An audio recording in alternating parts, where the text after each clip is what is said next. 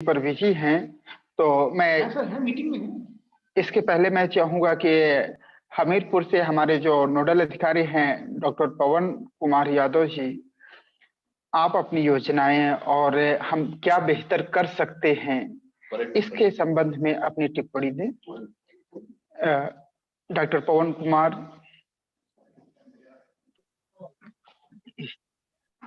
स्वागत है सर आपका।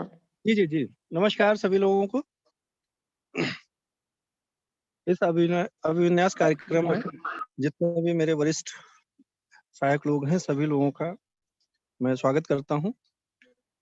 इस एनएसएस के बहुत अच्छी पहल के तहत हमने ऑनलाइन माध्यम से इतने बड़े पैमाने पर अधिकांशतः हर जिले से जुड़े हुए कार्यक्रम अधिकारी, उन लोगों ने इस कार्यक्रम को जिस तरह से सफल बनाने का प्रयास किया है, उसके लिए तो पहले सबसे पहले मैं उन्हें धन्यवाद देता हूं। और इस एनएसएस की जो समस्याएं हैं और इसमें क्या प्रगति हो सकती है, उस संदर्भ में बहुत संक्षिप्त रूप से कहना चाहूंगा कि बहुत सारे कॉलेजों में वहाँ बच्चों की समस्या है। जैसा कि कार्यक्रम अधिकारियों से मेरी बात होती है, तो उनके उस तक पहुंच न होने के कारण या वो समय पर उपस्थित नहीं होते हैं, उनके साथ यह समस्या रहती है। लेकिन जैसा कि आज उमेश जी ने बताया कि अगर हम 20 बच्चे भी जोड़ लेते हैं, उसमें से 20% लोगों का भी सहयोग रहे, तो बहुत हम लोग प्रगति कर सकते हैं। यह निश्चित रूप से एक सराहनीय कदम होगा, इसके मैं प्रशंसा करता हूँ। इसके साथ साथ हमने देखा कि बहुत से कार्यक्रमों की बहुत सी बाढ़ आ गई है। एक प्रशासनिक तौर पर भी हम लोग, चूंकि राजकीय से मैं जुड़ा हुआ हूँ, बहुत सारे कार्यक्रम वहाँ पर अनेक तरह के आते रहते हैं। साथ ही साथ एनएसएस के माध्यम से भी अनेक कार्यक्रम है। मिशन शक्ति का 6 महीने का कार्यक्रम है। हमारे यहाँ डॉक्टर शक्ति मैडम ने बहुत ही सराहनीय प्रयास से लगातार वो हर हफ्ते कुछ ना कुछ उनका प्रयास चल रहा है और लगातार कार्यक्रमों में, पेपरों में भी आता रहता है। लेकिन एक बोझिल सा हो जाता है। इतने ज्यादा कार्यक्रमों की बाढ़ की पढ़ाई से तर, चूंकि बच्चा जब पढ़ने आता है और लगातार उन कार्यक्रमों में संलिप्त होता है, उसको क्लास नहीं पढ़ने को मिलती है, तो थोड़ी सी कहीं विरक्ति होने लगती है। तो कहीं ना कहीं हर चीज में एक निश्चितता होनी चाहिए कि कितना समय जो है एनएसएस में भी दिया जाए और कितनी चीजें पढ़ाई में दी जाए। क्योंकि हालांकि बहुत से बच्चे नहीं आते, ये भी सही है, लेकिन जो बच्चे आते हैं मोस्टली पढ़ने के लिए आते हैं। तो कार्यक्रमों का एक समय निर्धारित हो कि इस समय कार्यक्रम, जैसे कि एनसीसी में होता है, एक परेड होती है, परेड के समय होता है, कैंप होता है, कैंप में बच्चे जाते हैं। हमारे यहाँ भी कैंप होता है और कार्यक्रम भी पहले 4 दिवसीय थे। उसके अलावा जो जयंतियाँ मनाई जाती हैं, वो निश्चित रूप से बिल्कुल उस कार्यक्रमों, लेकिन अब 6-6 महीने के जैसे कार्यक्रम आ जाते हैं, तो ये थोड़ा-सा बड़ी हास्यास्पद लग जाता है कि पढ़ाई के लिए थोड़ी समस्याएँ होती हैं। आर्थिक रूप से भी यहाँ बहुत से कॉलेजों में बताया कि जैसे कि पैसा ना होने की वजह से बहुत से लोग नहीं कार्यक्रमों में रुचि रख पाते हैं, या उनका जो जेब होती है वो नहीं उसको गतिशील अपने माध्यम से कर पाते हैं। तो ये भी समस्याएं रहती हैं।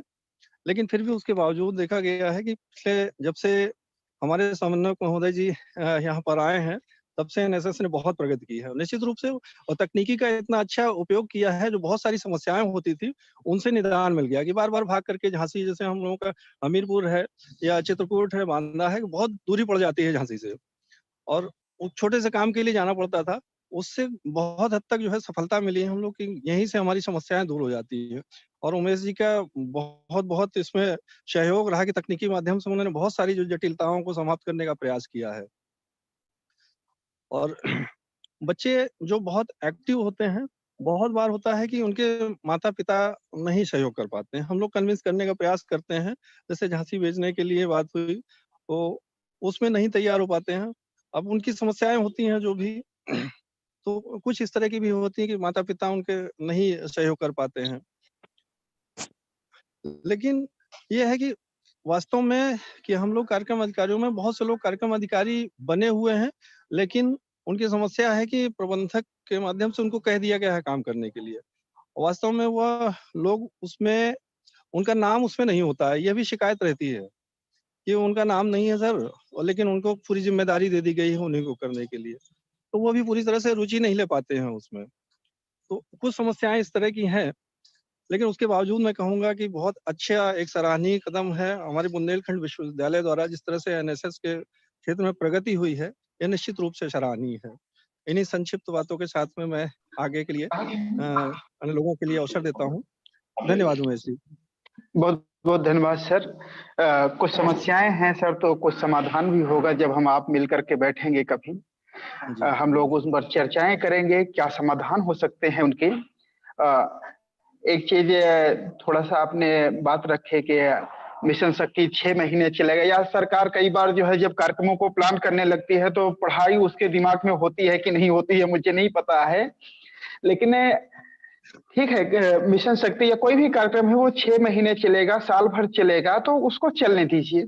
अगर हम उसको जब उसकी ओपनिंग हुई है, मैं इसको ऑफ रिकॉर्ड अगर मानूं, जब उसकी ओपनिंग हुई है उसी समय पर अगर हम एक बार भी उसमें हम ट्रेंड तक आ जाते हैं, तो पूरे जो साल भर कार्यक्रम होना है ये मान लिया जाएगा कि हाँ इन्होंने किया है।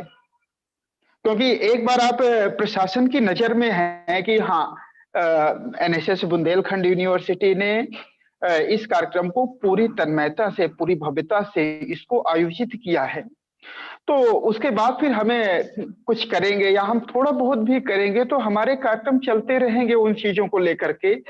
मैं आमंत्रित करना चाहूंगा